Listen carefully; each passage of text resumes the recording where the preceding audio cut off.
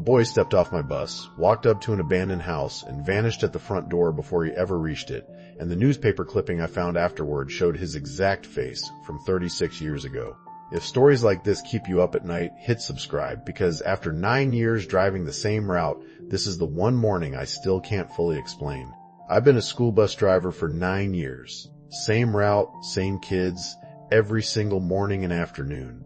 I know every child on that bus, their faces, their names, exactly which stop they get on and off at. Last Monday started out completely normal, until stop number 7. A boy got on. I'd never seen him before. He paid the fare, walked to the back, sat down, and stared out the window the whole ride. I figured he was new to the route and told myself I'd check with the school once we arrived. We got there, and the kids poured off the bus like always. I counted heads out of habit the way I do every single day. 1 extra. The boy was still sitting at the back, staring out the window. I called back to him, told him it was time for school. He turned to look at me, and something about it hit me immediately. Deeply wrong somehow. His face was completely familiar, but I couldn't place it, like someone I'd known a long, long time ago. He said, "I'm not going to school. I'm going home. I've been trying to get home for a very long time." I asked him where home was. He gave me an address. I knew that street. I'd driven past it for years on this exact route. I told him I couldn't take him there.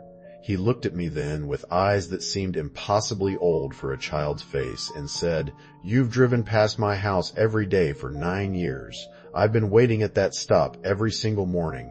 You're the first driver who's ever seen me." I drove him to that address. I don't fully know why. Something just told me I had to.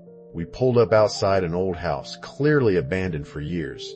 Overgrown garden, boarded windows. He stood up, walked to the front of the bus, and stopped beside me for a moment. "Thank you," he said. "I've been so cold." He stepped off the bus and walked up the garden path. And just as he reached the front door, he simply wasn't there anymore. I sat outside that house for a long time before I could bring myself to drive away. Eventually, I went to the local library and asked about the history of that address. The librarian found an old newspaper clipping from 1987. A young boy reported missing.